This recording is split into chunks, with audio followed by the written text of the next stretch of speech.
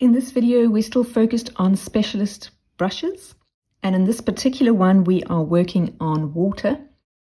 And I'm using this fun big and small cartoon from Alison Walton. This brush that I use, the great irony of it is that it's called Oceans, and I never use it for the ocean. I only use it for enclosed bodies of water like this, whether it's in a dog bowl, a pond, or perhaps if you've got liquid in a mug. So you might want ripples in your coffee, you might want to have a glass of water with ripples on the top, or else any sort of pond or flat water with a bit of rippling.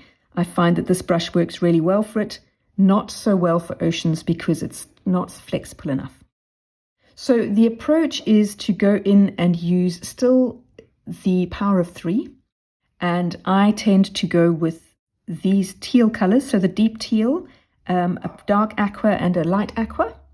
And what I do is first I go in with a base coat using my watercolor round brush at 20% opacity, and I put in a deep teal base coat, 20% opacity. Make sure I'm working the right layer. Yes, I am. And then I put a second coat over the top. And you might think, well, why not just 40% opacity, one coat? Especially for water, I really want the translucence that comes from using a lighter opacity, but more coats of it built up. And so the 40% opacity, you just lose the life out of it. So I go for 2 coats of 20%. There, after I've done that, I dive into my lightest aqua there. And now I change over to my Oceans brush. Here it is. Oops. I use it at about 40% width, but you'll vary it depending on the size of the body of water you're completing. And I use it at 100% opacity, and here's why. Because this is a variable pressure brush. It already has from deep through to almost right through to white within each stroke.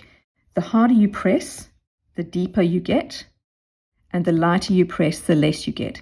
So 100% opacity works like a charm. And what I do is I go in and I don't use a single stroke. I find that's too horizontal.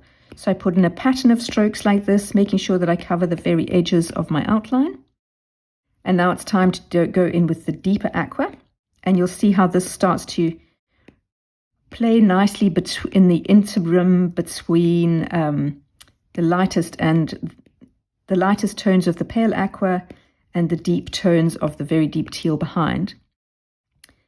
I'm careful with my pattern. I don't want it to be too uniform. So that's why I'm picking up and putting down, and I'm putting in probably more strokes towards the edge of the container because I find that works best. Then it leaves a paler area in the middle. And that's exactly where I dive in finally with my white. And then I just put in a few little hints of white in that palest area to give me that sense of light. And then I'm pretty much done. It's time to just go and clean up. That's it, cleaned up, and one can fill in all the other color all around it.